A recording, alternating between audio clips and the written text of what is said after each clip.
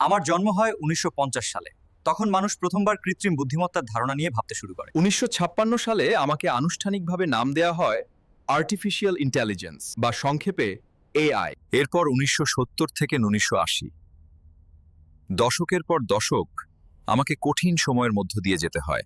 কিন্তু ১৯৯০ সালের পর থেকে আমি ধীরে ধীরে নতুন করে প্রাণ ফিরে পাই। ১৯৯৭ সালে ইতিহাসের সেই মাহেন্দ্রক্ষণ আসে, যখন আমি প্রথমবার মানুষের চেয়ে ভালো দাবা খেলি। আইবিএম এর ডিপ ব্লু সেই সময়ের দাবার বিশ্ব চ্যাম্পিয়ন গ্যারি কাসপারভকে হারাই। এরপর আর পিছনে ফিরে তাকাতে হয়নি। প্রতিনিয়ত শিখছি, বড় হচ্ছি আর মানুষের জীবনের অংশ হয়ে যাচ্ছি। ২০০০ সালের পর আমি দ্রুত বিকশিত হতে থাকি।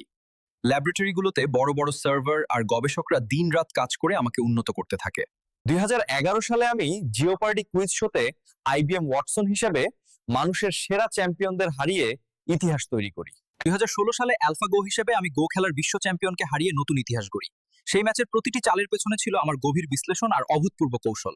২০২০ সালের পর থেকে কৃত্রিম বুদ্ধিমত্তা বা এআই এমনভাবে উন্নতি করেছে যে এটি শুধু আমাদের দৈনন্দিন জীবনের অবিচ্ছেদ্য অংশ নয়, বরং আমাদের কাজকর্ম, সিদ্ধান্ত এবং কল্পনাকে নতুন মাত্রা দিতে শুরু করেছে।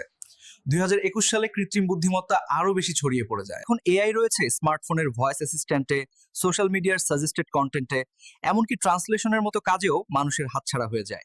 ২০২২ সালে চ্যাটজিপিটি আর ডিএলই এর মতো শক্তিশালী এআই তৈরি হয়, যা মানুষের কল্পনাকে বাস্তবে রূপ দিতে শুরু করে।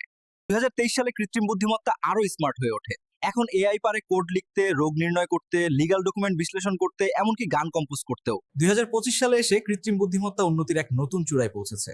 এখন এআই শুধু টুল নয়, মানুষের কল্পনা শক্তির বাস্তবে রূপ।